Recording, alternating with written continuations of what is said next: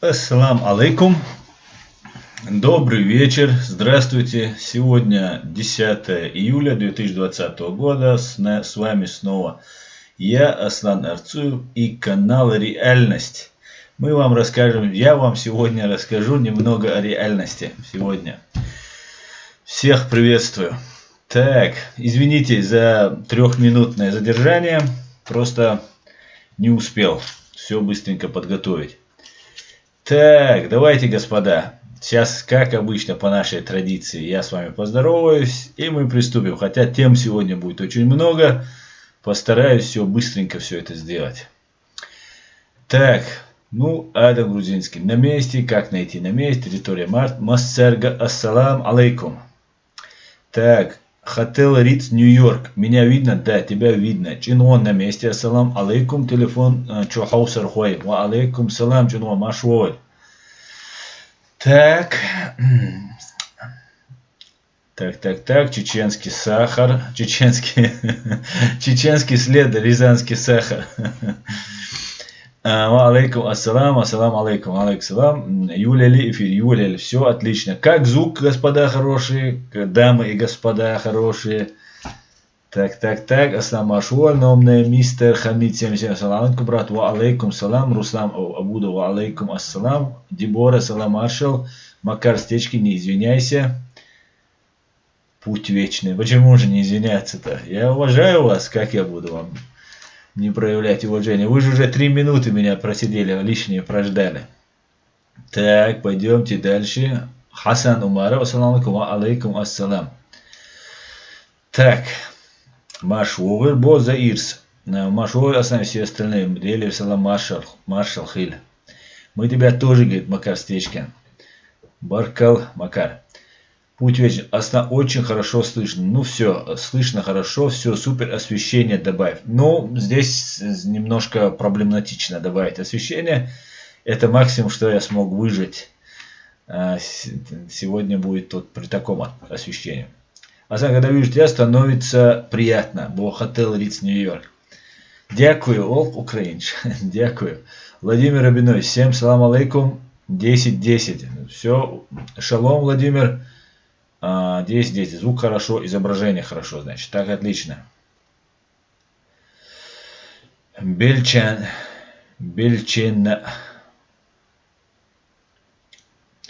Хусейн Исханова, لا تسوء درعبو أصلا. دير حسين إسخانة قوم سيخلر إسان قونخ كنتي وي قوم دال إيشا مبور إسان كنتي وي كإزخلر إم درس. Дицер модой разные балаболщи. Так, давайте перейдем к сегодняшним новостям. Новостей будет много интересно. Сегодня хотелось бы начать новость с 25-летней давности 10 июля 1995 года, когда в Чеченской республике Ичкерия активно шла русско-чеченская война. В Сербии сербы, сербские фашисты, имперцы, империалисты за один день убили за несколько буквально дней убили до 8 тысяч мужчин и женщин. После этого там рядом находились миротворцы. В 1993 году тот анклав, где они находились, это боснийские мусульмане. Это Серебряница, да, она охранялась голландскими миротворцами, голубыми касками, так называемыми. И они не помешали, они просто побоялись лезть в это. И за несколько дней сербами было убито до 8 тысяч, как установлено. Уже был суд в Гааге, признали виновных. Слободан Милошевич умер в тюрьме. Радко Младич выпил яд прямо на процессе в Гаагском трибунале. Тоже умер, хотя, возможно, и не умер. Не знаю, может, сотрудничал со следствием. И так далее, и так далее. Я вам хочу показать похороны 25 лет спустя и немного раскрыть. Это очень похожая ситуация. Суд над этими фашистами, имперцами сербскими начался в 2000, по-моему, в первом году. И в 2017 году был вынесен окончательный приговор. Это для того, чтобы вы приблизительно понимали, как трудно, как долго идут судебные тяжбы, там, вот в этом, это не быстро, да. Поэтому мы должны готовиться к долгой, изнурительной юридической борьбе, правовой борьбе. Мы готовы к ней, будем бороться до Алмула. Но сейчас уже не об этом. Мы обо всем обязательно, конечно, я вам буду рассказывать. Но сейчас я вам хочу показать кадры с Euronews. Это буквально минуту займет. И мы должны вспомнить, почтить память этих людей, которых сербские фашисты, хотя это там практически они близнецы-братья, они вот сотворили такое большое зло. Этих поисков,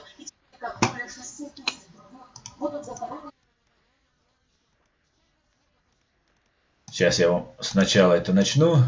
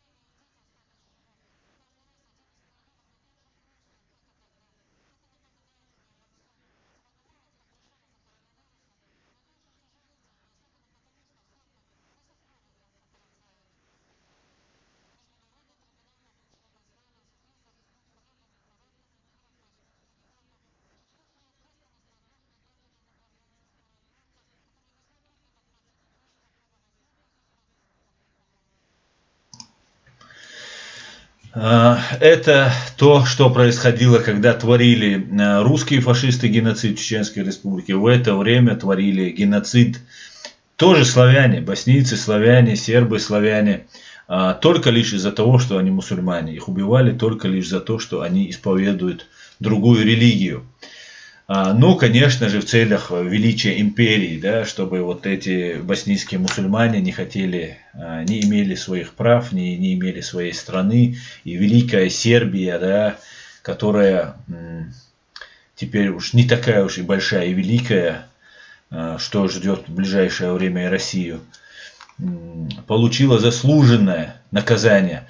Одновременно с этим хотелось бы вам еще один ролик показать, потому что это вот, напоминая о этой теме, это Госдепартамент Соединенных Штатов Америки у себя на сайте в Facebook, у себя на странице Facebook вывесил вот этот ролик.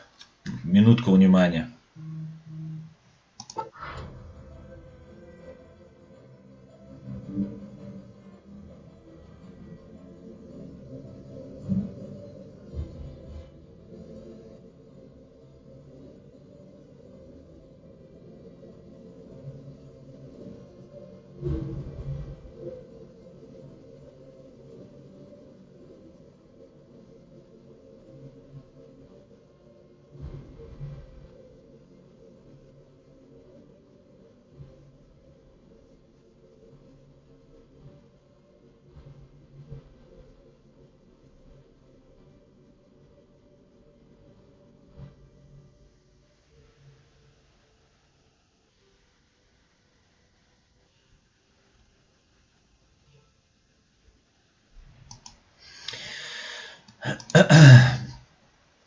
Так, давайте перейдем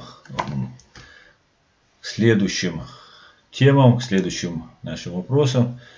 Мы должны помнить, звука нет, Аслан, да? Но звука не было и при первом, да? Сейчас, одну минутку тогда. Я тогда допустил ошибку, которую, конечно же, я сейчас моментально же исправлю. Так, давайте я вам сейчас включу первый ролик. Сейчас, одну минутку, подождите. Одну минутку, я перемотаю. Там, в принципе, ничего не говорится. Я хочу просто посмотреть, чтобы вы мне могли сказать, когда нет звука, чтобы не получилось, что я опять что-то пропустил.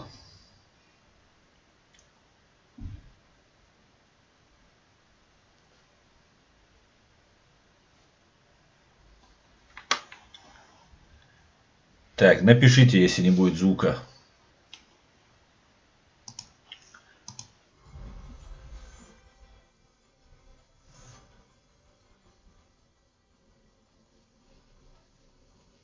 Есть звук, господа?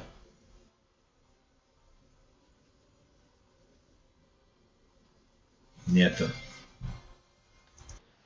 Не было звука и по первому, да, видео тоже. Напишите, пожалуйста.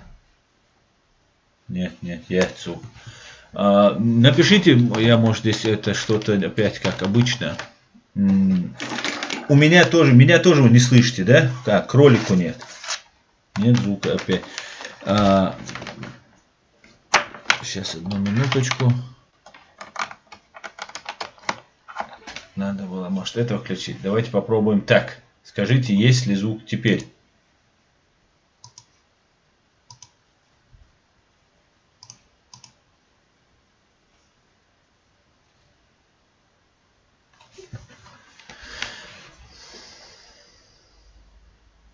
Нет, и опять нет звука. Есть звук, да? Тебя слышно? Слышно то, что музыка, которая тут играет на этом ролике, ее слышно? Нет, опять звук. Ну вот, обычно, когда что-то переставляешь, у меня обычно возникают такие проблемы, короче говоря. Так получилось, что тебя слышно, а в ролике так нет. Ну, сейчас тогда мы все исправим. Мы исправим.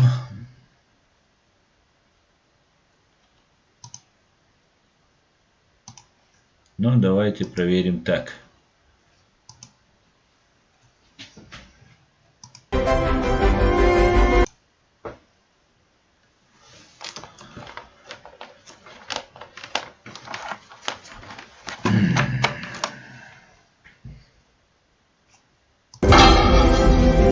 Слышно?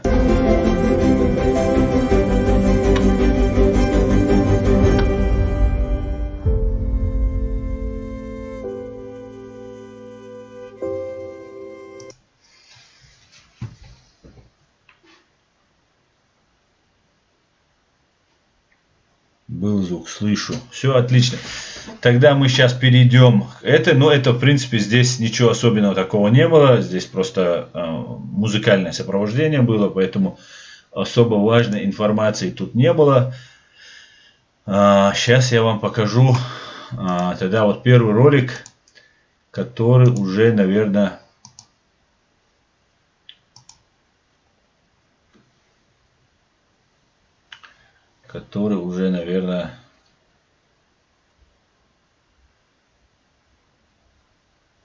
про Серебряницу, да, был ролик.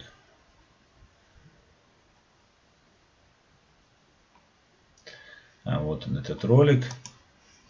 Сейчас я вам его включу. Давайте, чтобы было понятно, потому что это очень интересно. Это Euronews, и это очень важно. Скажите опять, если не будет звука, обязательно мне скажите.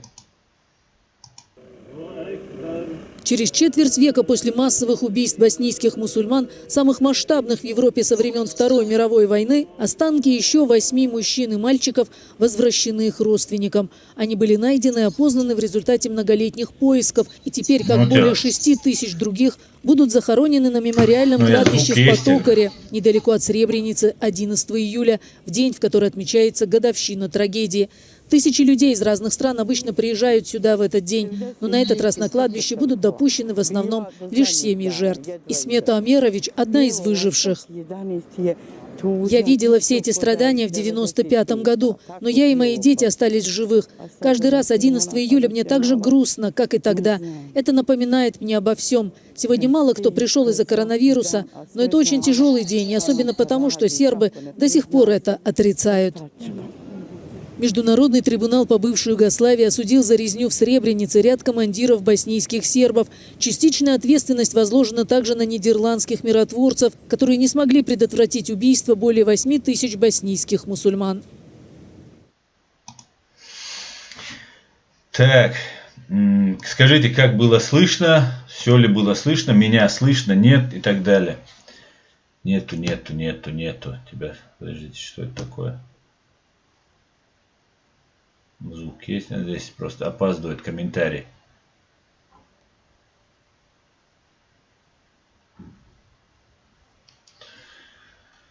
Так, есть, тебя слышно.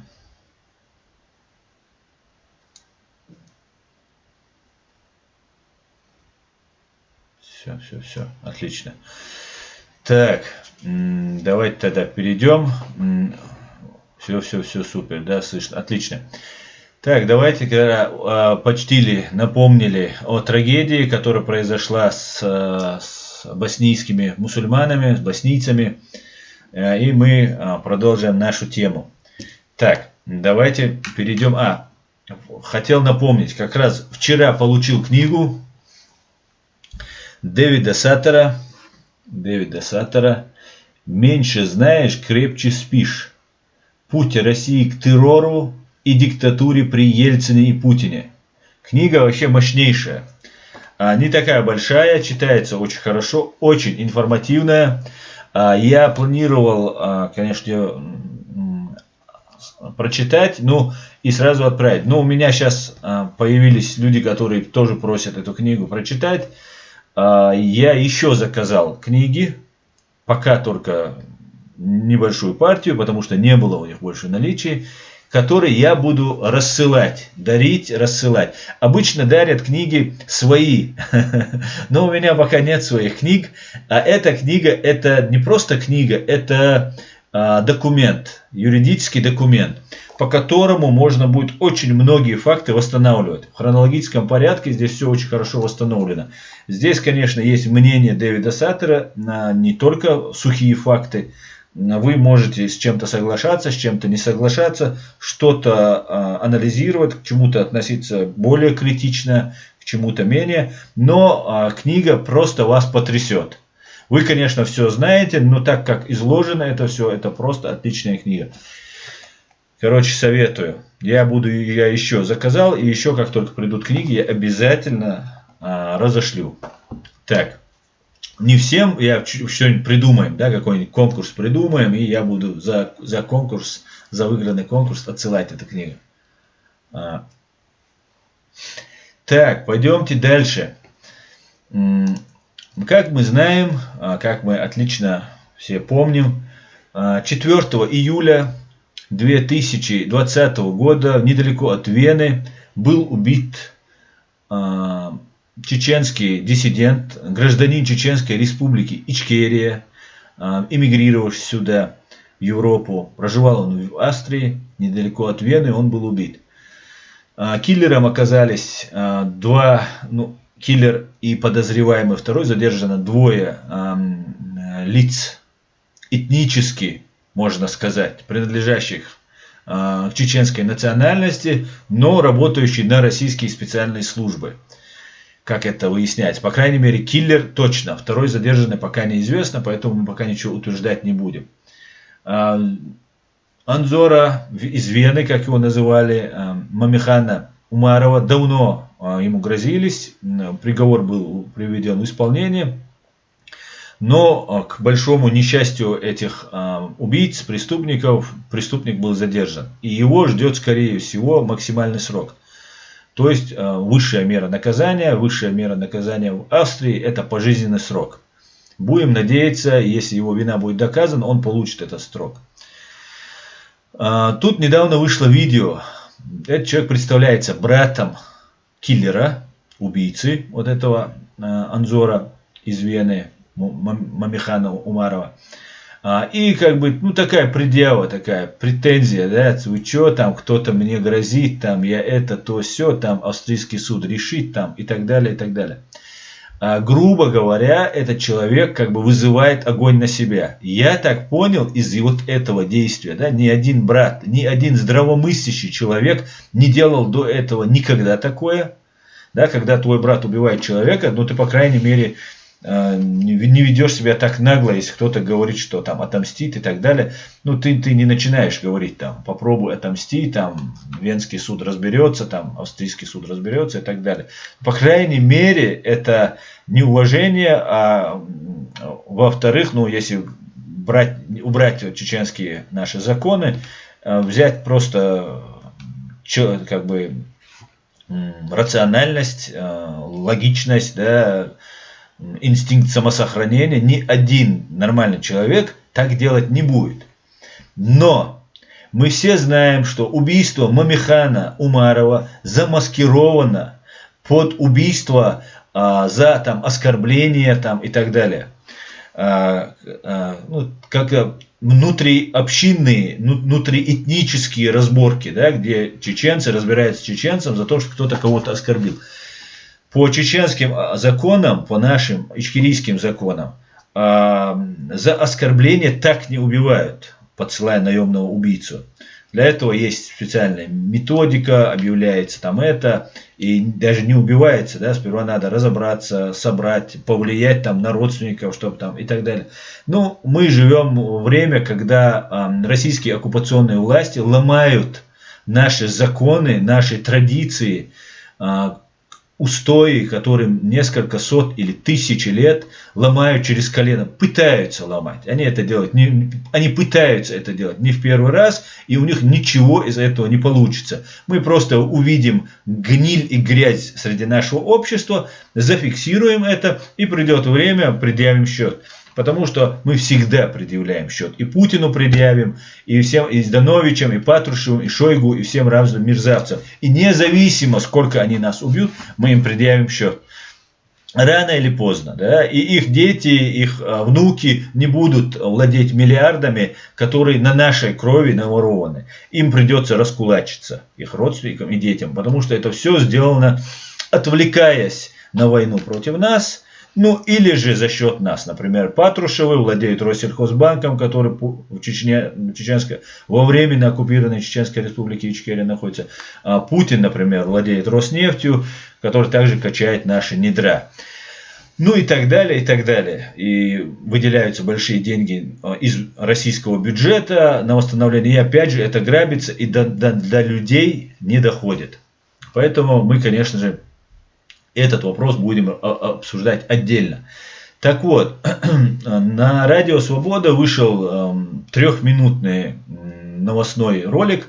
Тоже хотел бы показать вам, чтобы было представление, о чем мы сейчас будем говорить. Мы будем говорить об убийстве Мамихана Умарова, о акции протеста, проведенной по правительством Чеченской республики Ичкерия и культурным центром Ичкерия в Вене, на который получили очень большую реакцию. Мы получили как в мире, как со стороны иностранных журналистов, которые очень много сейчас интервьюируют Хусейна Исханова, там его товарищей, наших товарищей.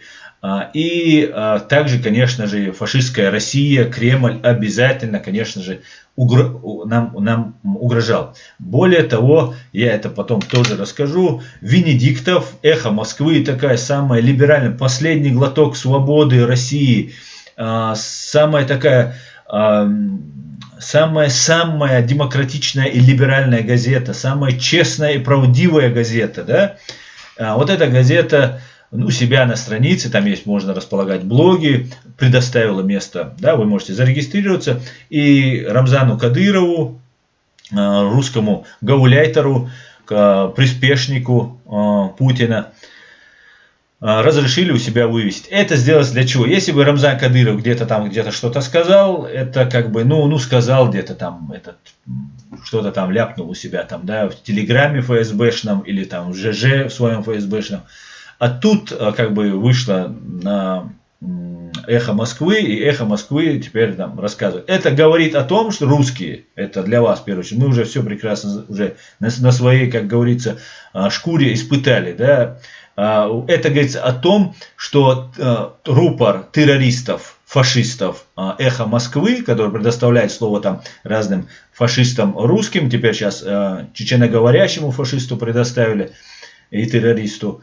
Это значит о том, что теперь на Эхе Москвы вас тоже будут официально вам угрожать. Кадыров прямо угрожает, что мы вас убьем, что под видом иностранных спецслужб, это мы тоже сейчас обсудим, вас будут убивать, он говорит, под видом иностранных спецслужб. Давайте сейчас поговорим, посмотрим этот 3-минутный ролик, но на радио Свобода. Минутку внимания. Виновные спецслужбы, работающие против России. Так глава Чечни Рамзан Кадыров прокомментировал в Телеграме убийство в пригороде Вены 4 июля 43-летнего выходца из Чечни Анзора Умарова. Друзья, я ждал и наблюдал, как развиваются слухи вокруг событий в Вене. В итоге снова убедился в предвзятости информационной машины, которая раскрутила версию о моей причастности, не имея официальных заявлений следственных органов. И Анзор из Вены, и Мансур Старый, и другие блогеры, зарабатывающие на идее псевдопатриотизма, стали и станут жертвами спецслужб, работающих против России и, в частности, меня. Они знают, что кавказские рубежи России охраняются мной и моей верной командой. Это им не нравится. Как пишет Кадыров, продажные глашатые получают плату за свою работу, а потом их убивают как расходный материал, еще до того, как за оскорбление, согласно своим традициям, спросят сами чеченцы. 7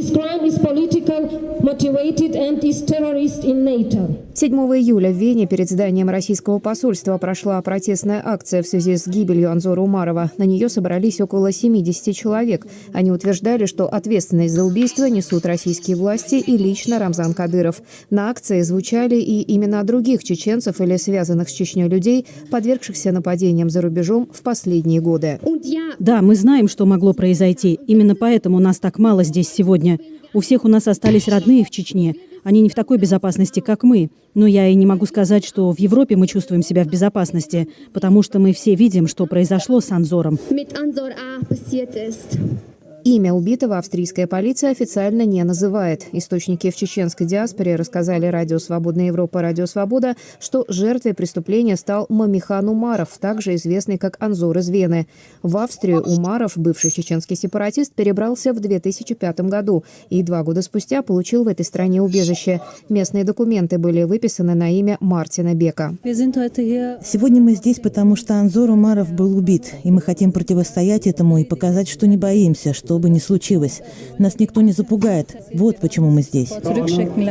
С февраля этого года Анзор Умаров вел YouTube-канал, в котором критиковал Рамзана Кадырова. Большинство размещенных им видео заканчиваются оскорблениями в адрес лидера Чечни и людей из его близкого окружения.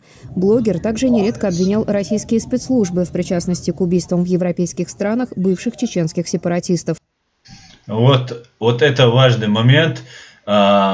Мамихан Умаров обвинил российские спецслужбы в убийстве, в попытках убийства, в подготовках убийства. И это правда. Именно за это, за то, что Мамихан работал с австрийскими спецслужбами, с украинскими спецслужбами и выдал все тайны вот этих террористов и фашистов, он был убит. А не потому, что он хаял Кадырова. И об этом мы сейчас поговорим, конечно, обязательно.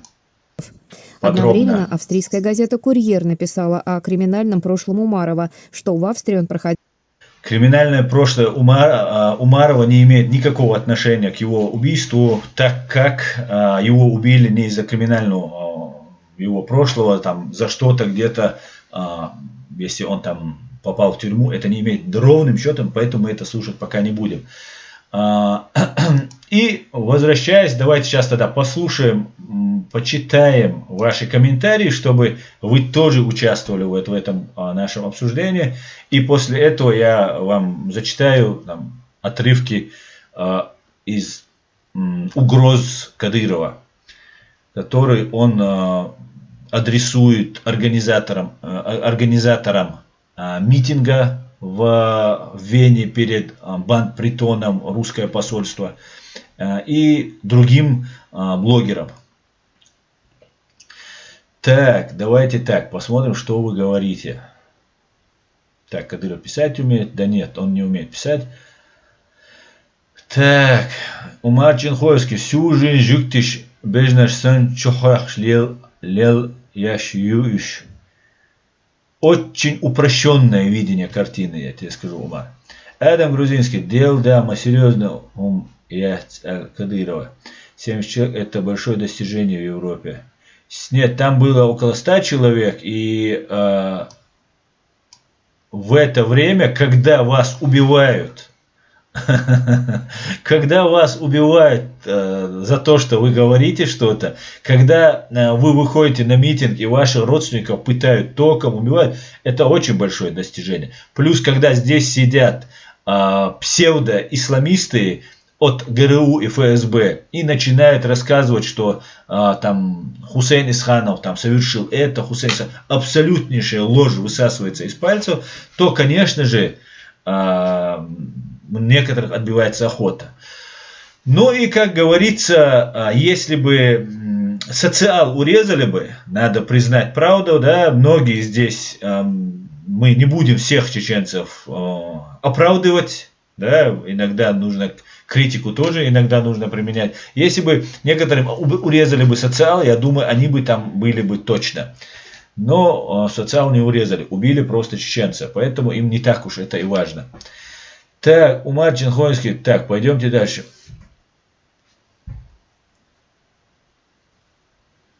Так. No name. Анзор, ты в наших сердцах был. Так, Маждада. Так, это другой Маждада появился. Это уже здесь. Пока сербы будут поддакивать режиму Кремля в обмен на списанное и ржавое оружие, они полностью потеряют свой политический и иной вес в мире.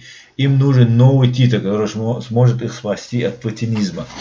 Да им нужно не от путинизма спасаться, им нужно от своего имперства спасаться. Сербы, они имперцы. И вы не представляете, как они любят русских и Путина.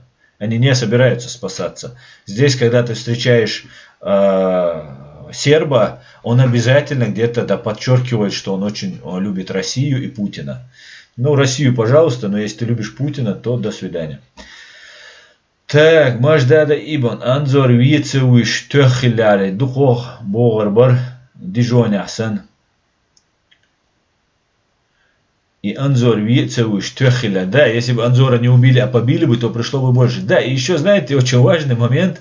Если, как сейчас Маждада говорит, если там подрались, то пришли. И то это дижонские события очень подозрительные. Тоже тут следствие, конечно, установит, сейчас не будем это обсуждать, но очень подозрительные события там тоже. И смельчаки у нас, только когда безопасно некоторые. Причем они такие смельчаки бывают, что ты удивляешься, может, ты и не смелый, ты думаешь, раз такие смельчаки. Но это пускай на совести каждого будет. Так, пойдемте дальше.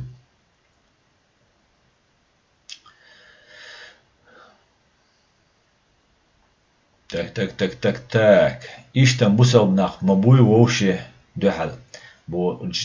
Чино сундик бойзюш, так, понятно. Было ли солнце над его головой, когда он это писал? О чем речь?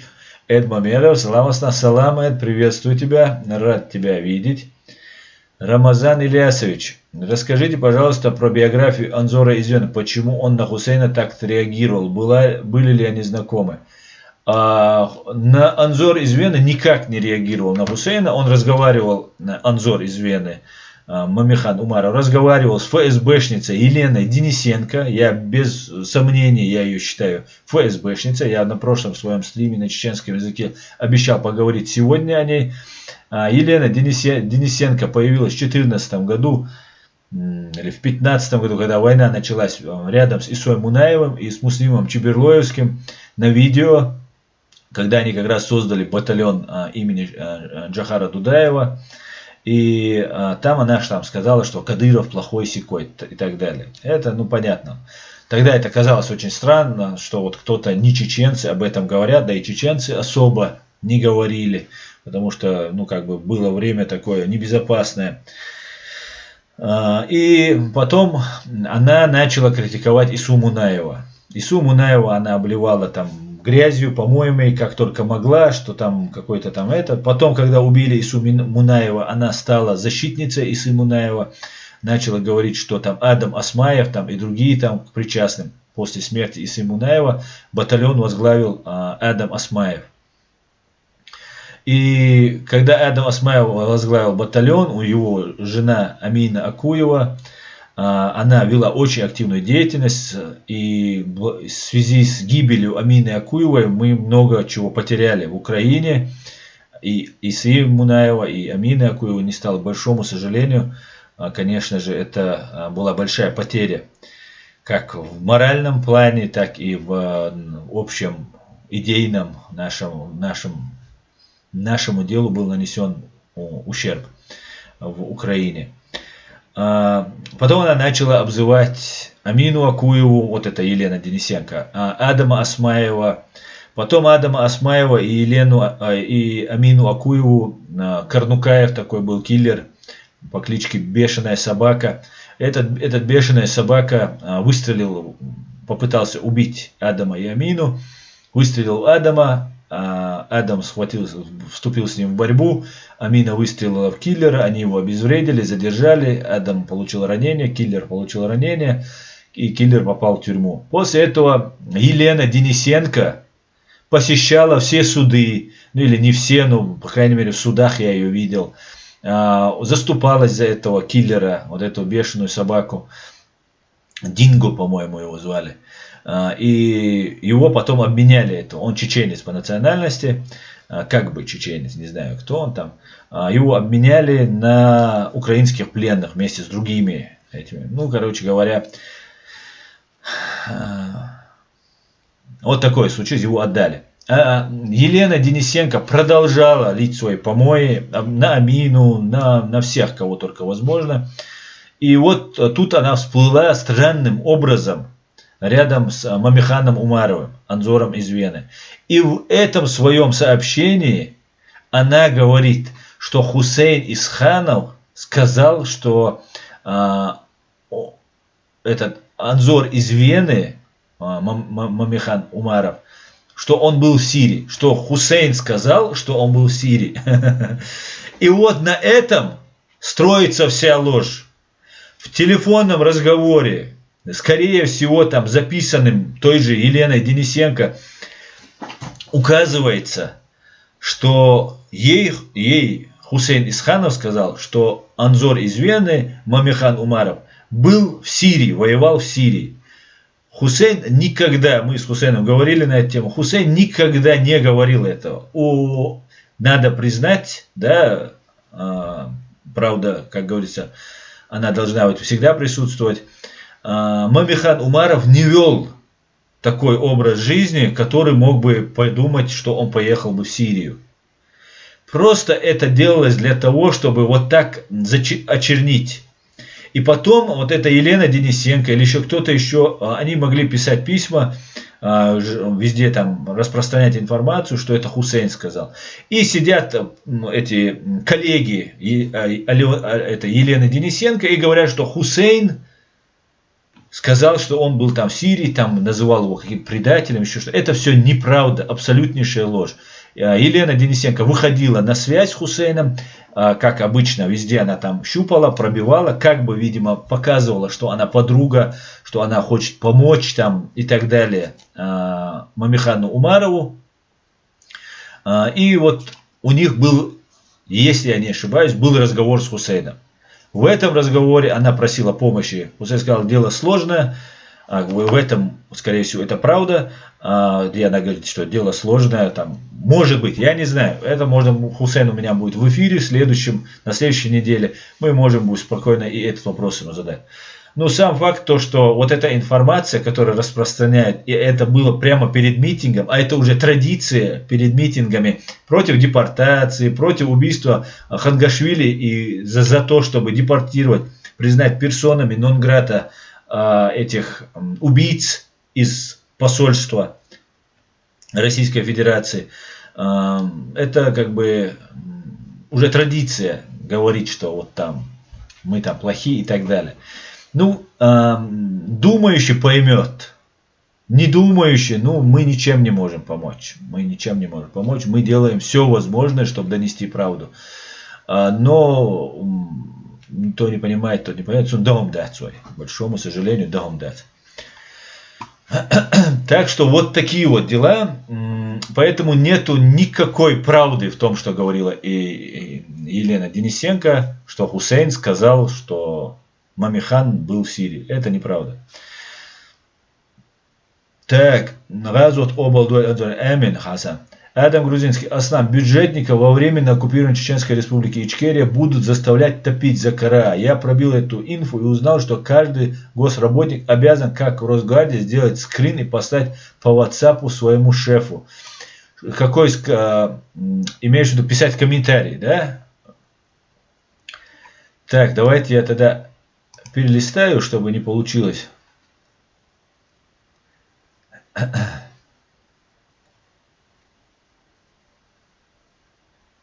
Так, давайте, господа, вот этого Умара мы исключим из нашего общения, потому что здесь запрещено какая-нибудь ксенофобия, и этот бред ГБшный здесь запрещен. Понимаете? Здесь евреи не виноваты во всем, что вы хотите вам приписать там. Вас убивали, нас убивали русские на протяжении 400 веков, когда евреи еще нигде не были. На горизонте их даже не было. И нас убивали.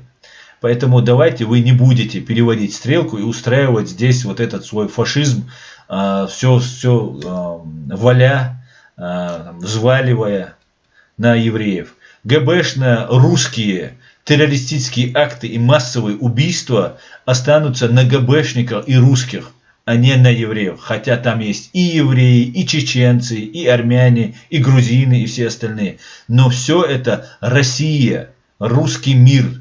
И убивает нас русский и русский мир. Так, пойдемте дальше. Анзор хотел бы выйти на спецслужбы США и слить имеющую у него информацию. Он просил Игоря Мосейчука организовать этот контакт. Я думаю, это и есть главная причина убийства Анзора. Вероятно, возможно. Да, конечно же, информация есть, и ему не надо было искать. Знаете, вот это и есть разобщенность наша. Ему нужно было уходить с нашими людьми на связь. Ему не надо было искать Мосейчука. Ну, ему забили голову, что мы враги. Это неправда. Мы не враги.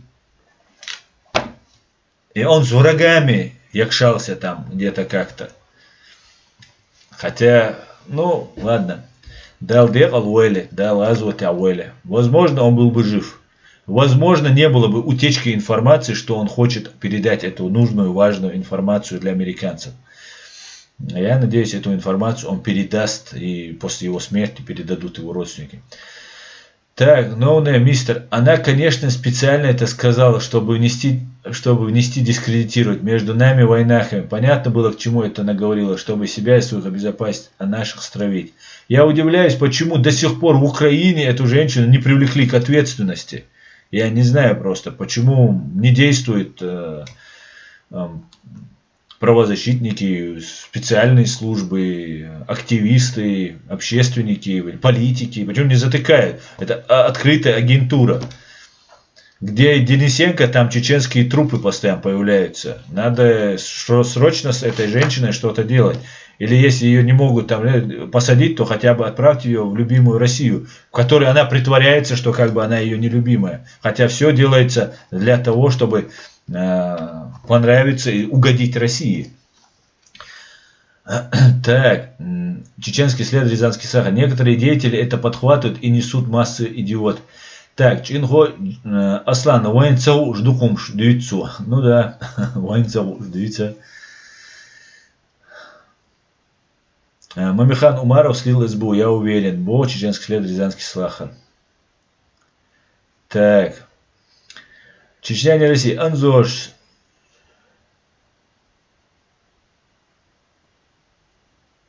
ده حقوص لا فيديو تشتين روسيا ладно إيش تدويت وقوچا دال ديق الويل على تستي عددوق وي سويتوي سجواس خيط غاليوش سجواس يحلتات بيش بوتش قبش الكديروي إيش بوتش خيط عليوش سجوا خيط غاليوش سجوات سندل خارц алел قيدك это нас не касается личная жизнь это личное дело каждого дал дيق الويل أنزوري если вы миру цель бег вой хинсиса звахки дуйцут и дуак дадерзда инца вой ичкери герой убовой вой ичкери герой уцабо анзора дал мула газу тахи убовой дал дек алвой убовой сете сандук газу тахи потому извиняюсь что перешел на чеченский мы не говорим что Анзор герой ичкери и так далее. Но мы говорим, что Анзор даст Бог, он в раю, потому что они забрали все его грехи, и Анзор боролся ради всех нас, зная, что ему может грозить,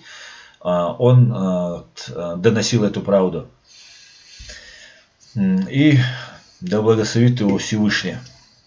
И вот они сейчас хотят его дискредитировать, выкидывая что-нибудь плохое, раз он там герой Ичкерии, как уже некоторые. Мы его поддержали, мы поддержим любого. Нету никого святого. У Кадырова есть видео, где он в бане, в сауне. Вообще там такой ужас творится, да. И эти видео, они есть даже, удаляй, не удаляй, они есть.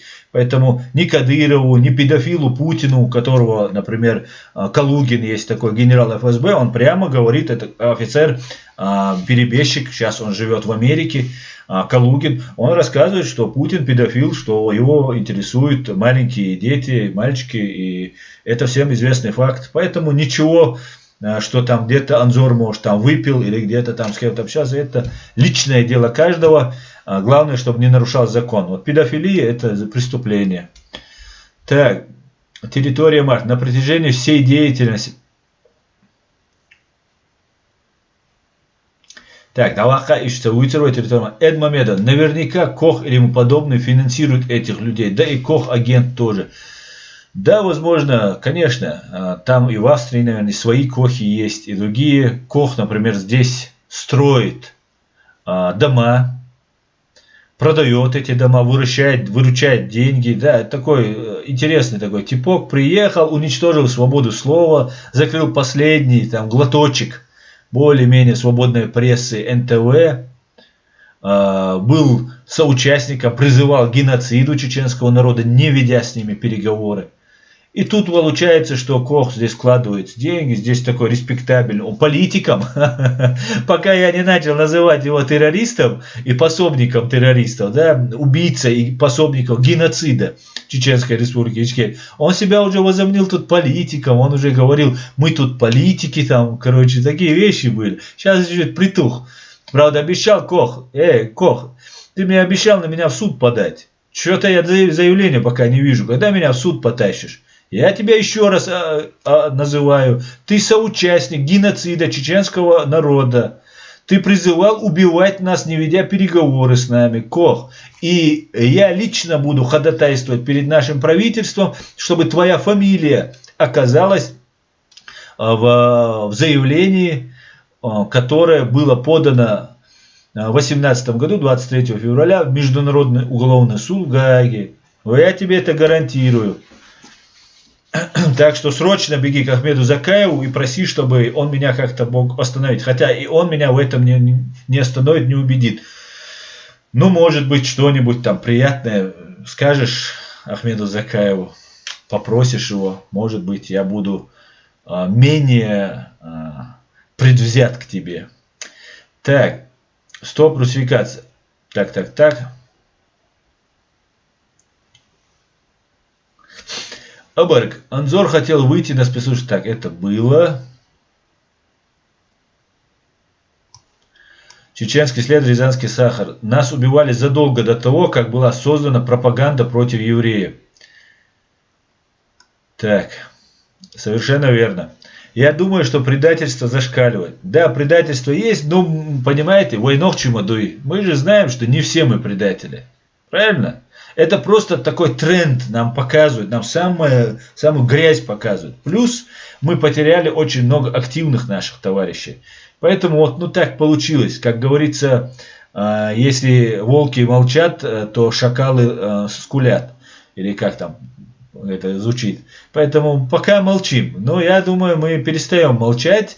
И я этому безмерно рад, господа. Мы перестали бояться, и мы не будем бояться никогда. Так, Маждада, на Украине есть путинские лобби. Вот они и крышуют этих крыс. Да, есть абсолютно. Конечно, если бы ее эту Денисенко там не критиковали бы, то, конечно, давно бы с ней был бы вопрос решен. Я не знаю, почему не решают. Крышуют, не крышуют, надо закрывать этот вопрос этой, как ее называл Анзор, стервой. No name. Да, хотя стерва это еще нормально, да, это преступница, это предательница. Потому что она везде, где гибнюки, там она. Может, двойной агент, не знаю я. Маждада Ибн. Так, Чинго, 100%. Именно чеченцы и доверяешь. Чего взять? Так, Маждада Ибн. Это было. Да, конечно, настолько русский мир убивает и убивает. Так, Тор, витаю вас. Слышал, что государство Нидерланды взялись в деле MH17. Да, я слышал, и они будут дальше судиться. Путину ни от MH17 дела, ни от нашего дела никуда не идти. Никуда. Мы доведем это дело. И они доведут, у них-то уже процесс идет. 300 голландцев и индонезийцев или филиппин оказались больше их жизни стоят, чем 300 тысяч граждан Чеченской Республики Ичкерии жизни. И это все связано именно потому, что у нас нет своего государства. Вот как важно иметь свое государство. Если у нас погибнет 300 человек, чеченцы, и у нас будет свое государство, мы сможем через международные институты наказать преступников, чтобы впредь такое хотя бы, впредь не повторялось. Сейчас же мы устраиваем марши, бьемся, ходим, добиваемся, но пока у нас не получается. Поэтому срочно нужно восстанавливать государственность. Так, пойдемте дальше. Я перемотаю, друзья, извините. Хамзат Гилай, от предатель, шише вори даю предатель шхельбу, валлах биллахи, букше вори даю дуинда муахт бяч волнамук. Хамзат сказал, что предатели, они потомственные предатели. Так, Мавлюд Алтинташ. Ставка ценой в жизнь в борьбе против кадыровщины. Анзор сознательно решил на такую цену. Вечная память Анзору, настоящим герою чеченского народа. Не кадыровщины. Не кадыровщины. Путинизму, ГБ, русскому миру. Вот в чем была борьба Анзора. И он говорил, вы русские прислужники, говорил. Он не называл их отдельно. Он говорил это. Понимал он. Просто он говорил на чеченском, и так как русские не понимают, он больше всего обращался к этим, этим, с русского ватника, которые клопы. Так. Адам Грузинский, але ясно, если бы я не боялся бы за своих источников, то я бы обрушил шквал небесного на марионеток РФ во время оккупации Чеченской Республики Ичкерия. Нет, пока тогда лучше помолчи, Адам. Так, давайте я вам расскажу, что сказал Рамзан Кадыров. Вы сейчас видели немножко из того, что на Евроньюз была такая новостная лента. Вы это видели. Поэтому я вам сейчас покажу, что говорит Кадыров. Как вы видите, вечерний Ургант приезжает в Германию, да? Эхо Москвы. Как вы видите, эхо Москвы. Здесь такие прекрасные люди, как Невзоров, ублюдок. Но имеется в виду не в оскорбительном плане, а на самом деле ублюдок. Говорят, что его дедушка это его папа. Потом очень прекрасный вот этот, как его, Никаноров, что ли, или как его, тоже такой же. Потом прекраснейшая Тина Канделаки.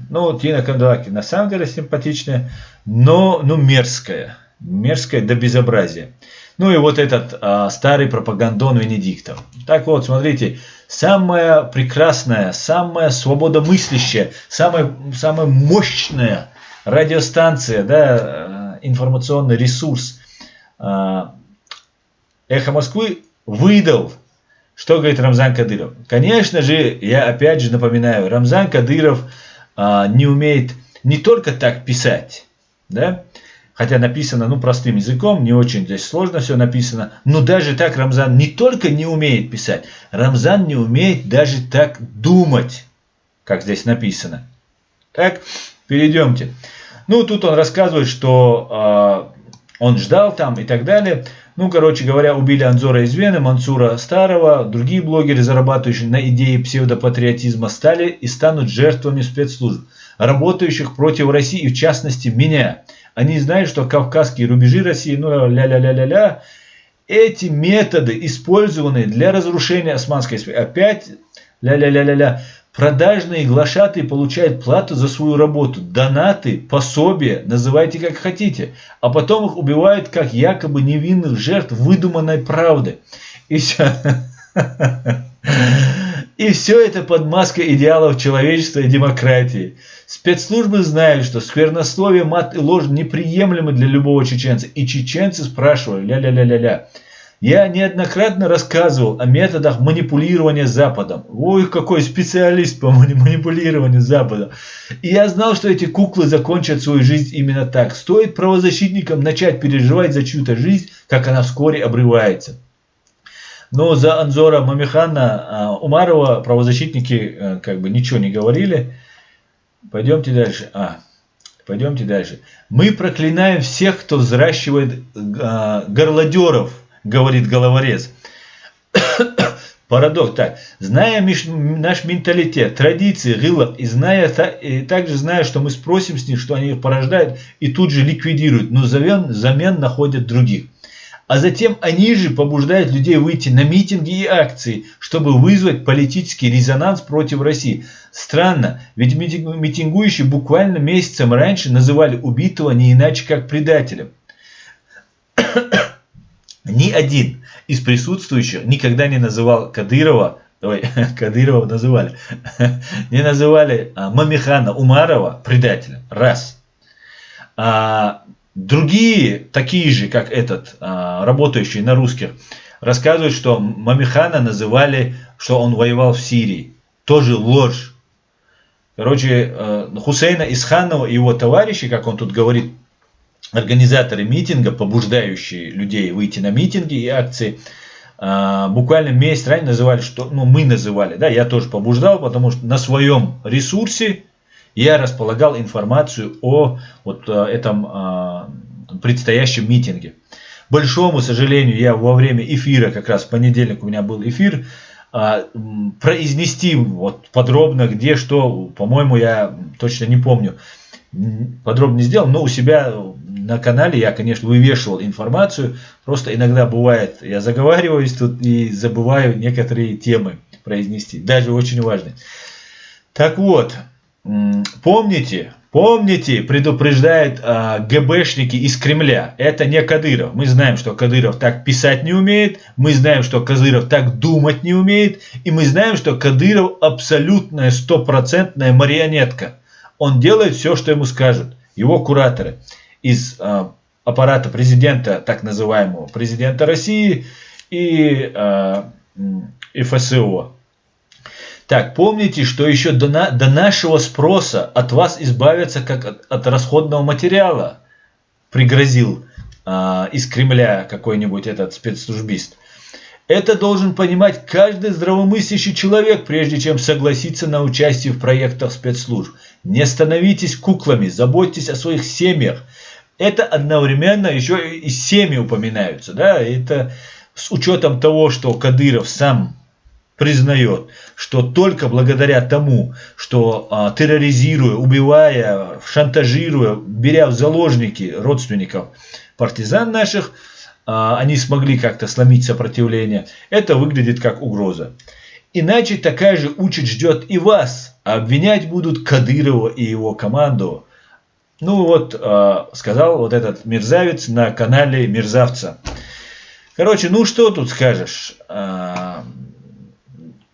Олигер ком олигер. На войне как на войне, мы все прекрасно понимаем, мы все видим, анализируем и готовимся к очень серьезным событиям. В связи с этим, что нас убивают здесь, убивают абсолютно беспардонно, безжалостно.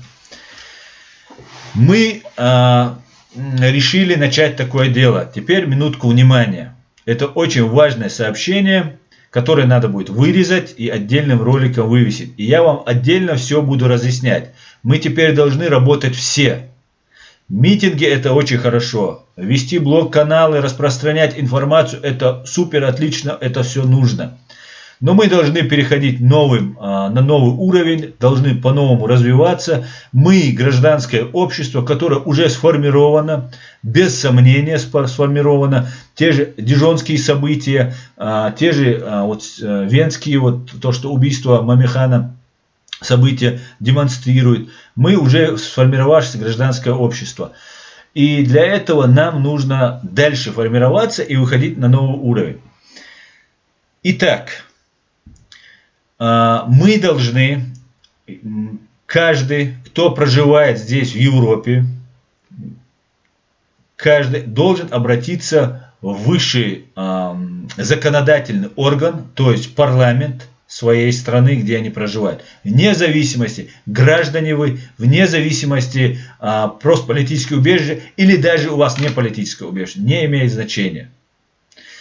Документ, я вам его сейчас зачитаю, который нужно будет, достаточно будет вписать свою фамилию, дату и отправить и фамилию депутата, которому вы отправите.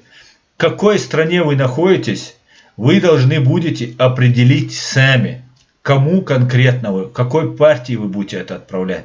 Мы каждый должны написать обращение к депутатам. В этом обращении, я вам сейчас зачитаю, я вам подробно переведу на французский, на английский, на немецкий. Это все мы должны распространять. Вы все должны в этом принять участие. Вы каждый должны помочь. Никто не узнает, что вы писали это обращение, кроме депутата и вас. Потом, когда придет вам ответ от депутата, вы каким-то образом, вы можете, мой WhatsApp имеется, я всегда на связи, Facebook и так далее, вы можете мне прислать, что какие-нибудь, если действия будут исходить от ваших депутатов. Какой-то депутат даст согласие. Какие депутаты? Это мы отдельно обсудим. Сейчас я вам зачитаю этот документ. И этот же документ я выложу у себя и на канале, и везде, где только можно. Мы сейчас начинаем акцию «Обратись к своему депутату». И мы должны это сделать скоординированно и все вместе. И это должна иметь массовость. Также я прошу французским, кто владеет, английским, кто владеет, немецким, кто владеет, и другими языками, которые здесь, выходить со мной на связь, потому что те ответы, которые будут приходить, да, вам их придется анализировать. Вы будете на связи с депутатом вашей страны, и вы нужны будете как координаторы. Молодые люди, можете написать мне на WhatsApp. Мой WhatsApp имеется под этим видео. Я его еще раз размещу вам. И мы должны будем таким образом действовать.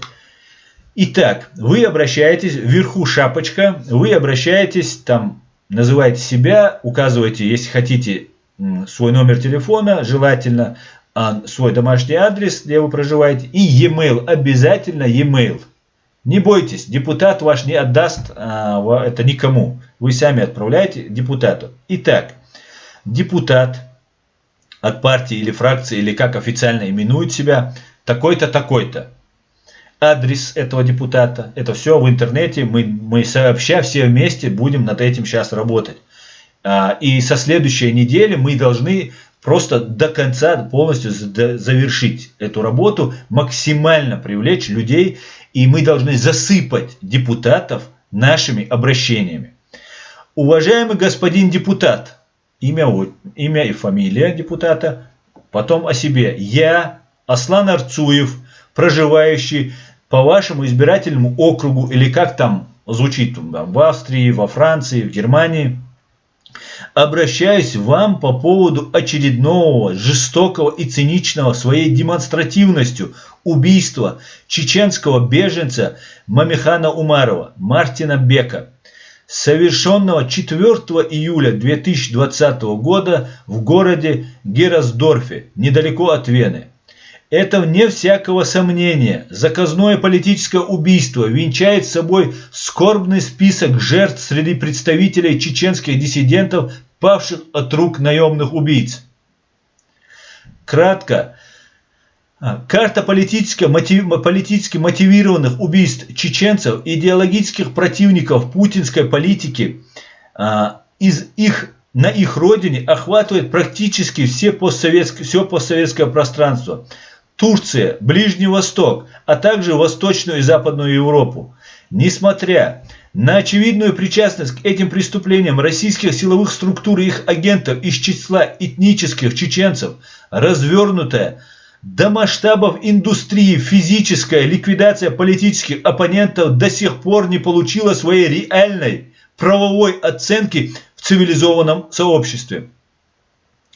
Общий тон заявлений сил правопорядка и СМИ по поводу нескончаемой череды заказных убийств чеченских политических беженцев сводится к якобы имеющимся внутриобщинным разногласиям, что само по себе крайне цинично и кощунственно. Аресты и заключение под стражу рядовых исполнителей данных преступлений без обнародования имен реальных заказчиков этой варварской охоты на инакомыслящих, развернутой сегодня на улицах городов цивилизованных стран, не могут остановить кровавую вакханалию безнаказанности. Я, как человек, нашедший в этой стране убежище от жестоких войн, развязанных российским руководством на моей исторической родине, испытываю сегодня страх за себя, за членов своей семьи, а также за своих соотечественников, волею судьбы, оказавшихся в эмиграции. Я обращаюсь к вам как выразителю воли ваших избирателей в высшем законодательном органе страны с просьбой озвучить ваше отношение к этой проблеме, рассмотрение которой не терпит каких-либо отсрочек. Буду крайне признателен вам за любые действия, включая инициирование парламентских слушаний по данному вопросу. С уважением, тот-то, Аслан Арцуев. Приложению к этому обращению прилагается список из 23 уже убитых, несогласных чеченских ичкерийских диссидентов, в том числе, тут напоминается, неоднократная попытки убийства премьер-министра Чеченской Республики Ичкерия за рубежом Ахмеда Закаева, Сейд-Амина Ибрагима и других представителей Чеченской Республики Ичкерия. Была предотвращена попытка убийства правозащитника Аслана Арцуева в Германии, блогера Минхаила Мализаева и блогера Имрана Алиева Мансур Старый, позже убит. Я прошу вас всех очень серьезно отнестись к этой нашей акции. Мы должны о себе в политическом смысле заявить. Они хотят нас сделать слабее, они хотят нас испугать. А мы им говорим, мы становимся сильнее, и вам следует нас бояться. Мы никого никогда не боимся. Мы будем до конца бороться за свои права. Мы освободим свою родину и привлечем к уголовной ответственности военные и политические силы России. Да Аллах. Сейчас я перейду к вашим вопросам, и потом мы, конечно же, у нас остается немного времени, обязательно поговорим о взрывах домов в Москве. Очень интересный 10-минутный видеофильм я вам покажу под самый конец нашего эфира. Так, перейдем к вашим комментариям.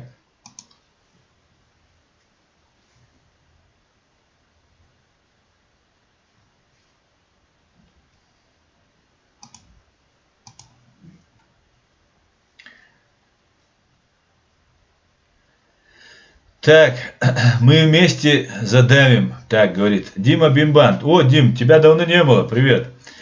Вот это правильно. Надо, чтобы каждый обратился по месту проживания к депутатам разных уровней. Я так делаю по разным вопросам уже много лет. И я уже много раз пытался уговорить украинцев так делать. Так, отлично. Мы вместе задавим, говорит территория Март. Да, Алмула. Вильпесин культ, Адам Ишдела. Нас ждут интересные новости будущего. Сулим Юнусов. Коха в детстве обижали чеченские малыши. Он мстит за эти обиды, говорит. Сулим, ассаламу алейкум, сирды кёль маш вовер. Так, лед тронулся, господа присяжные заседатели. Лед тронулся, говорит, чеченский след. Да, Алмула, чеченский след. Французский могу, говорит. Все, отлично. Так, Аду Давлетук. Чечня не Россия. Так, это не мне. Ни на родине не дают жить, да еще и за пределами ее не дают жития. Выписен культа. Кто бы что ни говорил, а Аслан действительно сражается за справедливое. Территория Мад. Россию мы должны приблизить к скорейшему развалу. Чем быстрее она развалится, тем быстрее Чеченская республика Ичкерия будет свободной. Да, Алмула.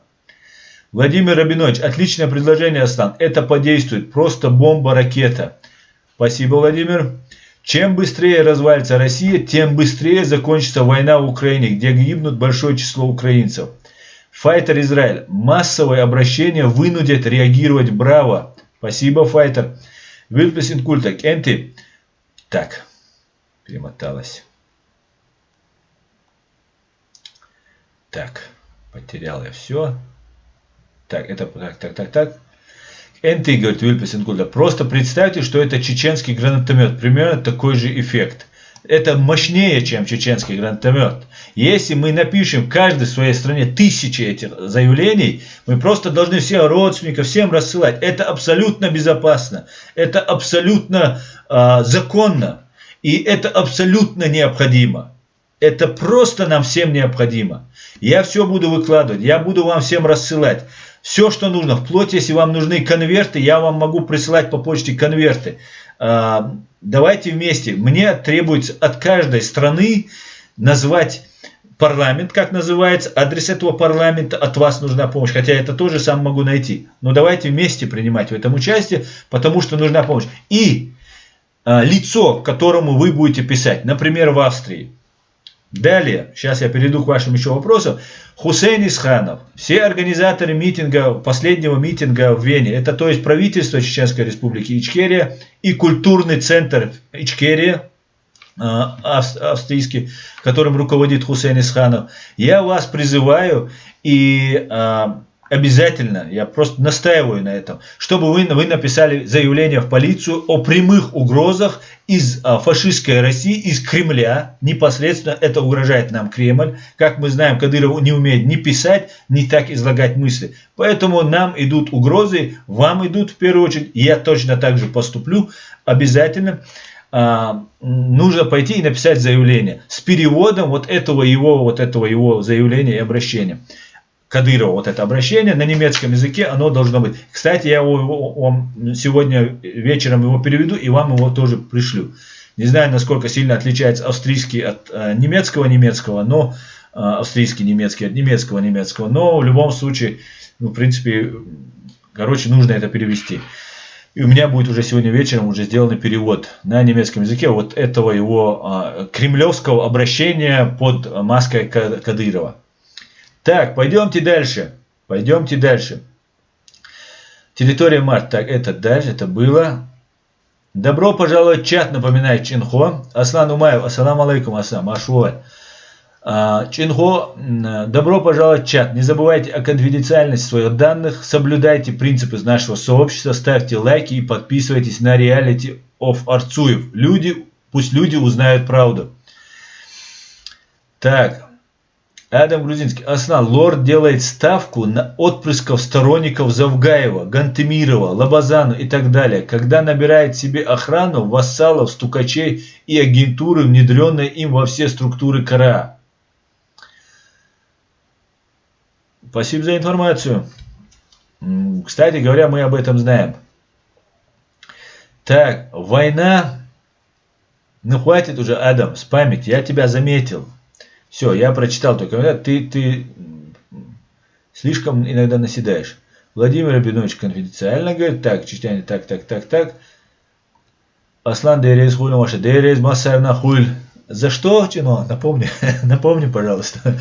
Так, Джордж Смит. Аслан, тот, что ты говоришь, мы из Грузии постоянно такого рода документы посылаем и Европарламент, и везде, касаемо оккупации. Но они очень долго это дело рассматривают. Связано это с бюрократией. Не только это связано с бюрократией, конечно, бюрократия очень сильно, но не только с бюрократией, потому что здесь есть коррупционная составляющая, как мы уже подозреваем. Тут есть политическая воля. В правовом русле здесь не всегда, да, большая политика это не только международное право и правовая составляющая, юридическая составляющая. К большому сожалению, мир не идеален. К большому сожалению. Мне это самому очень трудно понимать, осознавать, но другого выбора у нас нет. И многие просто побаиваются Россию. Просто боятся. Так, Артур Гаммер. Салам Аслам. Куда пропал блогер Миллион Первый? С ним все в порядке? Он говорил, что хочет уехать к брату во Францию. Салам, Артур, я не знаю. Так, ассаламу алейкум, мистер Смит говорит. Ассаламу алейкум, Аслам. Вежери, скоро, надеюсь, появится несколько анзоров, чтобы так грамотно, пояснительно делал дела и дал, мол, ничего не будет с ними. Да, алейкум салам, мистер Смит. Не ждите, что кто-то будет делать. Делайте сами. Не обязательно хорошо говорить на русском языке. Вы можете каждую новость, вы же следите за новостями. Раз вы меня смотрите, многим есть дело, до нашей ситуации сегодняшней. Поэтому не ждите. Не ждите, что что-то будет меняться. Делайте, сами делайте. Никто за нас не сделает. Алекс, пришли мне по WhatsApp. Да, Алмула, тебе на каком языке? На русском пойдет? Оборг, Аслам, может нам обратиться от имени нашего государства к США, чтобы они рассмотрели вопрос о признании нашего суверенитета и независимости? Для этого у нас есть правительство, для этого они этим занимаются, и я уверяю, они прекрасно знают о наших чаяниях, что я имею в виду США и другие. Наше правительство на связи, и нас, наверное, тоже смотрят. Да? Тот же Пол Гоббл не последний далеко человек в США. Что связано с Россией, имеется в виду, особенно что связано с Россией. Поэтому они знают прекрасно наше чаяние. Мы будем писать не только депутатам, мы будем еще везде распространять наши данные. И всех грамотных, образованных юристов, журналистов, пожалуйста, выходите со мной на связь. Давайте прикладывать усилия. Мы вместе только можем победить. Вместе можем получить свои права. По раздельности мы их не получим. Так, NoName. Россия империя зла и беззакония. Совершенно верно. Посмотрите интервью Буковского, диссидента в Ютубе. Он говорит, что Европа пропитана агентами КГБ. Да, есть тут такое.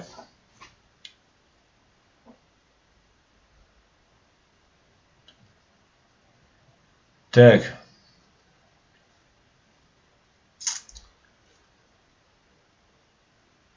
Так. Выписен культ. Аслан. Ешем цаюш спамить цаич. Так. Надо создать свою чеченскую картотеку Европы. Лиц, которые сотрудничают с спецслужбами России и засланы на Запад. Да, Мансур, ее нужно создать, эту картотеку, но эта картотека должна быть под контролем нашего правительства. Это не должен делать какая-нибудь группа людей. Это должны быть очень доверенные люди. И я надеюсь, у них есть какая-то картотека. Работа какая-то ведется. Я очень на это надеюсь. Рамазан Ильясович, просто уже нужно определиться, им всю жизнь бояться и молчать, или защищать в Европе свои права. И тогда есть шанс, что вы не только защитите свои права, но и образуете государство, образующее мышление. Да, Алмула, Рамазан. Мой первый репост набрал 1 лайк. Да. Вилпис Ингуль, так это не мне, территория Март. Да, надо было договориться с Мусой о времени эфира. Так, Александр Степанов. Кто финансирует вас? Вроде логический вопрос. Кто финансирует? Кто финансирует? Меня никто не финансирует. Это все ложь, что нас кто-то финансирует. Это неправда. Мы сами себя финансируем. Мы сами занимаемся все своими силами. У меня есть на канале, биткоин. У меня есть на канале этот PayPal, куда могут мне присылать. Мне помогали, присылали, у меня была монетизация, мне говорили, что я из-за донатов это делаю там, и так далее. Потом, когда убрали монетизацию, теперь замолчали вот эти тролли. И сейчас вот вы говорите, никто меня не финансирует, к большому сожалению, меня никто не финансирует.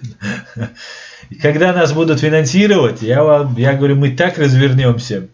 А это тоже, кстати, не за горами, все у нас будет. Идем к этому. Так, пришли, если есть по-английски, говорит Алекс. Да, а пока нет на английском, но обязательно я тебе пришлю.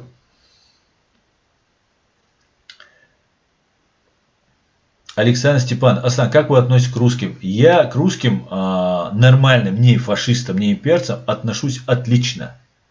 Просто дружу много, десятилетиями, можно сказать. Люди столько не живут, сколько я с ними дружу и общаюсь. Но я очень плохо отношусь к имперцам и фашистам. Всех мастей. Террористам, фашистам, имперцам и людям, которые не уважают права других людей. Я к ним отношусь очень плохо. Таких в России большинство. Сейчас моя страна оккупирована вашей страной. И из-за этого, и знаете, еще я не так много говорил бы о русском терроризме, о русизме и так далее. Да? Иногда самому мне начинает это резать слух. Но из-за того, что все хотят сделать из нашей русско-чеченской войны, хотят сделать чеченизацию, гражданский конфликт, и разные засылают, огромная работа ведется. Даже на иностранных газетах, иностранных, там, BBC, Deutsche Welle там, и так далее, Радио Свобода, они пытаются сделать такую чеченизацию из этого конфликта. И я всячески из-за этого пытаюсь подчеркнуть, что это никакая не чеченизация, идет русско-чеченская война, сейчас она в другой фазе, в другой стадии, она в информационной сейчас стадии, не горячей, и я надеюсь, она никогда больше не станет горячей, и мы мирным путем решим русско-чеченские взаимоотношения, и, конечно же, построим большую границу, и пока русские не извинятся перед нами, не накажут преступников, как сербы это сделали, то до тех пор, конечно же, у меня будут претензии к России как государству. Также хотелось бы сказать, я очень хорошо отношусь к русским женщинам. Я считаю, что русские женщины, которые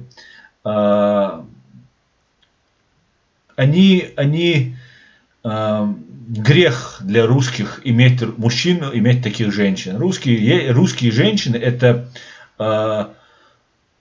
опора, единственная пока оставшаяся опора русского государства. Не будет этих женщин, не будет России.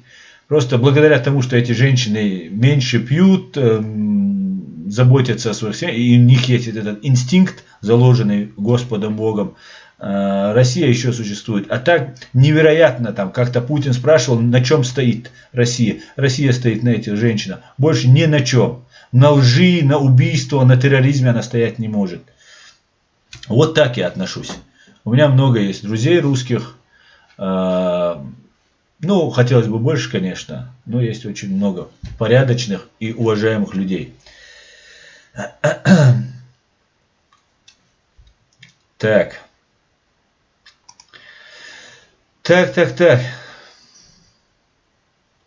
Давайте не будем сейчас набрасываться на Степанова и всех русских. Я знаю, что вы тоже не все мои зрители, мы много общались на эти темы. Не все вы так люто ненавидите русских. И если сформулировать выражением графа Льва Николаевича Толстого из книги «Хаджи Мурат», и я считаю, это очень, очень точное, верное такое замечание, которое подмечено им. Мы не хотим с русскими жить из-за того, что в нас врожденный, как у всех, и у вас, и у нас, инстинкт самосохранения. Мы просто хотим выжить. С вами мы не выживем. Это доказано историей, многолетней, многовековой историей. Так, давайте, чтобы... Давайте сейчас не будем больше на эту тему говорить. Так, сейчас я зачитаю Эда Мамедова. И хотелось бы про теракты, про взрывы домов в 1999 году обязательно. К Кстати говоря, еще раз я вам показываю книгу. Ее вы можете на eBay или где она там продается. Вот можете ее... И, конечно же, вы можете ее получить от меня. Я ее могу вам выслать. Ну, нам надо будет разработать по этому поводу конкурс. Так, давайте почитаем Эда Мамедова. Асан, я слышал, когда в Украине над Черным морем сбили самолет, это было учение Украины и РФ. И есть и версия, что сбила РФ. И все выплаты взяла на себя РФ. Так говорил Гордон. Да, было такое. Да, совершенно верно. Украина, по-моему, на себя взяла, но выплачивали русские, по-моему. Так, лунный свет. Русские разжигают войны, а потом вдруг врут, что они типа миротворцы. У нас просто гражданская война. Да, они к этому все это подводят. Георгий Смит. Аслан, почему русские молчали в 92-м, когда... Почему русские молчали в 94-м? Почему русские молчали в 2014 году? Георгий, я еще раз говорю. Я много раз говорил. Я иногда даже переходил до границы дозволенного, когда обвинял в этом русских. И я вам объяснил, почему. Потому что сейчас хотят свести к чеченизации. Потому что очень много, как вы верно говорите, русские молчали, убивали нас, устраивали резню, геноцид, бомбардировки. И молчали, русский народ молчал. Именно поэтому я обвинял русских. И днем, и ночью, я хорошо помню, у меня в голове это запомнилось навсегда, когда чеченский след, чеченский террорист, чеченский убийца, чеченский это, чеченский то. Именно поэтому я говорю каждый раз русский террорист, русский фашист, и подчеркиваю национальность. Хотя это мне не свойственно, и иногда мне это противно, претит мне это говорить. Но, как говорится, я чеченец. Я буду до тех пор, пока русские не извинятся и не восстановят нанесенный нам вред, я буду делать так, как я делаю. Я так считаю. Если кто не согласен, и я считаю, что я имею на это право, и как и вы тоже. Поэтому вот такая вот ситуация. Давайте сейчас я вам тогда покажу фильм Дэвида Саттера. Это этот фильм на канале Утирвор, по-моему, как-то сложное это название. Здесь вы увидите Дэвида Саттера. Дэвид Саттер рассказывает, сейчас как раз у нас уже 1,5 часа прошло, но 10 минут, я думаю, вам будет очень интересно посмотреть, чуть больше 10 минут, почти 11. «Взрыв дома в Рязани» называется этот ролик в интернете. Я ваши комментарии буду читать, вы можете писать, я вам буду тут же прямо отвечать. И всего самого хорошего. Нет, мы еще не прощаемся. Да, не прощаемся. Давайте посмотрим. Потому что это очень важно. Мы каждую тему, это наша очень важная тема, которую мы всегда будем в наших стримах рассказывать. Мы должны достучаться до русских сердец, чтобы они поняли, что взрывы домов, после которых был устроен геноцид чеченского народа, погибло за 2 русско-чеченские войны 300 тысяч граждан Чеченской Республики Ичкерия, среди которых 42 тысячи детей, 26 тысяч незаконно осужденных. И эти события, эти 2 войны нашли отображение в нашем заявлении, поданном Сайдамином Ибрагимовым, нашим правительством Чеченской Республики Ичкерия за рубежом, нашей международной ассоциации «Мир и права человека». Было подано в Международный уголовный суд в Гааге 23 февраля 2018 года. Это историческая дата. Сайд-Амин Ибрагимов, Ахмед Закаев и другие, те, кто были высланы 23 февраля и пережили тяжкое, тяжелое время в этом Казахстане, в Сибири, через 70 лет, в 18 году подали, в 44-м выслали. Сколько там получается? 75 лет. Эти люди, как когда-то Джохар Дудаев, подали на тех же НКВДшников, КГБшников, их потомков, их детишек, да, это все, в принципе, их детишки, эти НКВДшники, эти чекисты, подали заявление, и мы будем теперь в первый раз в истории в юридическом порядке требовать от этих ГГБшников, ФСБшников и других мерзавцев требовать ответа. И мы, иншаллах, добьемся. Да, мула. на все воля Всевышнего. Приятного просмотра. Минутку внимания. Что она сказала? Но я еще не слышал новостей. Мощный взрыв разрушил всю центральную часть 9-этажного жилого дома, уничтожив 64 квартиры. Остались только пустые окна. Это случилось в полночь, когда жители дома мирно спали. Тех, кто еще жив, удалось спасти. Остались только мертвые, почти 150 человек. Сегодня бандитизм – это, я бы сказал, главная политика Чечни. Никуда не уйду. Подстав не уйду. Какой компанейщины в деле борьбы с коррупцией не приемлю. Скуратов заявил, что на каждого члена правительства можно заводить уголовное дело. И я думаю, он говорил правду. И не только говорил, но и на самом деле завел дела против наиболее коррумпированных членов семьи и даже, возможно, против самого Ельцина. Однако Скуратова засняли в сауне с 2 девушками в процессе полового акта. И показали эту пленку на российском телевидении в телевизионный час пик.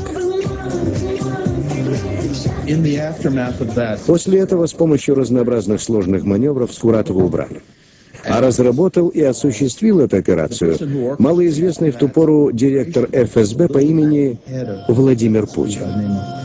Никто о нем даже и не слышал в то время. Мое мнение по этому вопросу известно.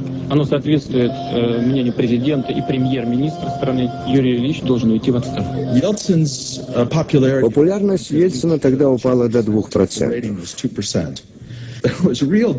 Поэтому были серьезные сомнения в том, поддерживает ли Ельцина в России хоть кто-нибудь. Аналогичный опрос общественного мнения показал, что только что назначенный премьер-министром после блестящей операции против Скуратова Владимир Путин пользуется поддержкой всего 2% населения. Начали ходить слухи, весьма зловещие, о том, что можно ожидать терактов, и что в них кого-нибудь обвинят, и что ими воспользуются либо для объявления чрезвычайного положения, либо для чего-нибудь еще. Дома взорвались глубокой ночью, чтобы убить как можно больше людей и запугать всю страну. Руководство заявило, что имеется чеченский след. Не доказательство причастности чеченцев, не наличие чеченской бомбы, а именно след.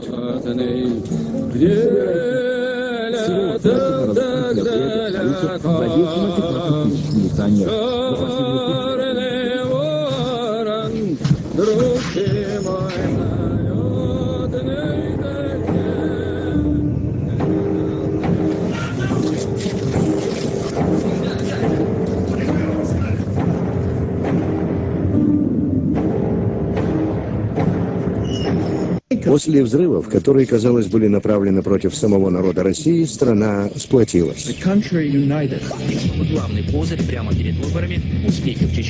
Новая война в Чечне получила всенародную поддержку, и поначалу эта война действительно принесла кое-какие успехи. Операция в Чечне идет по нарастающей. Действия авиации и артиллерии набирают максимальный оборот. Военные говорят, что сейчас их никто не остановит. И рейтинг популярности когда-то безвестного главы ФСБ Путина возрос до небывалых высот.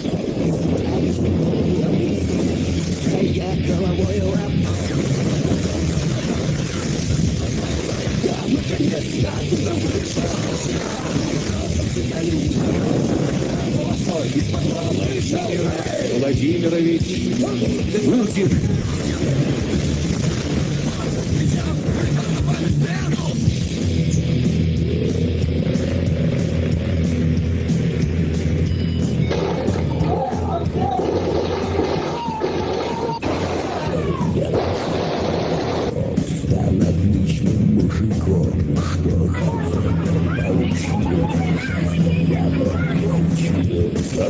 Где моему страшноваться головой окажется. Помогите мне! Он мой дедушка любит! Дяденька! Дядя!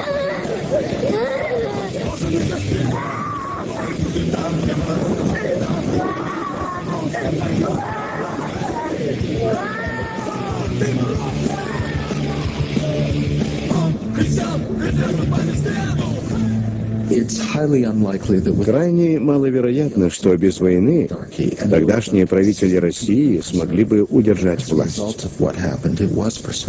Без войны их ожидала народная месть. В результате войны им удалось не только сохранить власть, но и передать ее себе подобным. И не было бы никогда никаких вопросов по поводу такого развития событий, какими бы странными они ни казались, не допусти кто-то одной единственной ошибки.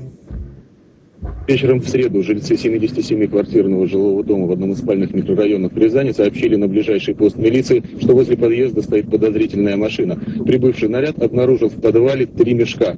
Предварительный анализ дал положительную реакцию на гексоген. В подвал одного из домов в Рязани было заложено взрывное устройство.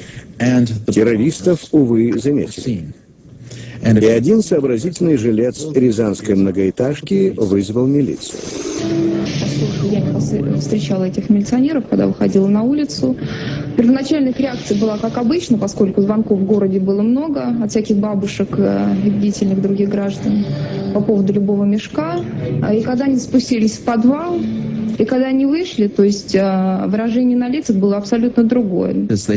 Когда они увидели взрывное устройство с детонатором и часовым механизмом, которое было подсоединено к несущим опорам здания, то выбежали оттуда, эвакуировали жильцов этого и соседних домов, а потом и весь район. Когда нас вывели где-то без 10-10, начали милиционеры отбегать, звонить, стучать, что дом заминирован, всем выходить. Люди после того, что было в Москве и все другие все эти случаи, естественно, выскакивали в тапочках и в халатах. В течение всего сегодняшнего дня рязанские правоохранительные органы работали в усиленном режиме. Искали террористов, которые вчера вечером заложили мощное взрывное устройство в подвал дома 14/16 по улице Новоселов. На выездах из города милицейские кордоны были усилены сотрудниками других силовых ведомств, в частности таможенного управления и десантниками. Однако пока проверки на дорогах результатов не принесли. По всей видимости, террористы скрылись из города сразу. Есть положительные сдвиги. Об этом, в частности, свидетельствует вчерашнее предотвращение взрыва жилого дома в Рязани. Вскоре, когда весь город уже находился на осадном положении, вокзалы заблокированы, аэропорт закрыт, кто-то кому-то позвонил из телефона автомата. А не в меру бдительная телефонистка решила этот разговор подслушать. Спрашивают: дама с вами? Нет. Дама едет троллейбусом. 12 часов. Машина где? Машина на стоянке. Выезжайте по одному из Рязани, везде перехваты. Ну и тут уже прям, наверное, простому человеку ясно, что это, если у всех в голове только один террорист. Местная милиция, которая была не в курсе дела, определила номер телефона, думая, что получит номер чеченских террористов, организаторов взрыва. К их удивлению оказалось, что номер на самом деле принадлежит ФСБ. Вскоре все 3 виновника в этом были арестованы и предъявили документы сотрудников ФСБ.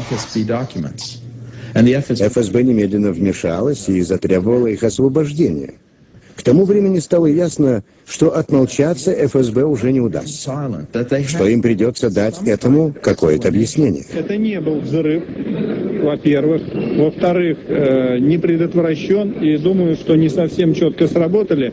Это было учение, там был сахар. Взрывчатого вещества не было. Как вы могли бы прокомментировать данное высказывание? На сегодняшний день следственные действия практически все завершены. И на все те вопросы... Как называется статья, по которой вы проводите расследование? Статья, она изначально была одна. Какая? Терроризм. Приготовление к совершению терроризма. Федеральная служба безопасности возбудила уголовное дело. Она что, возбудила уголовное дело против самой себя?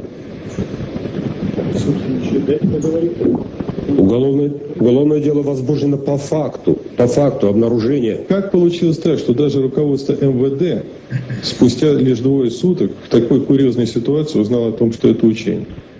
Почему получилась такая задержка во времени? 2-суточная, я так понял. Так вы поймите, что, знаете, я думаю, несостыковки какие-то могли быть, но в ходе учений... Извините меня, но мы спрашивали вас, предоставьте нам этих людей, которые заложили эти мешки, предоставьте эту машину. Где они? Я хочу вам ответить, что повторить то, что я уже говорил. В результате, вернее, по необходимости его использования в учениях, мы задействуем все силы. Ну вот, на мой взгляд, что нас в очередной раз делают из нас дураков. Дело об учениях ФСБ ведет само ФСБ. Ну, поведет оно эти дела и в конце концов закончит. Вообще-то страшно, конечно, об этом говорить, но мне кажется, что на самом деле все было правдой. Никаких учений не было. Я обращаюсь к другим жильцам дома номер 14 по улице Новоселов, присутствующим здесь. Скажите, вот в ту ночь, как вы считаете, учения прошли успешно, или вам все-таки та ситуация не показалась учебной? Нет, нам не показалось это учение. Тогда вам не показалось, что это учение? Нет, тогда нет. Нет, это были не учения.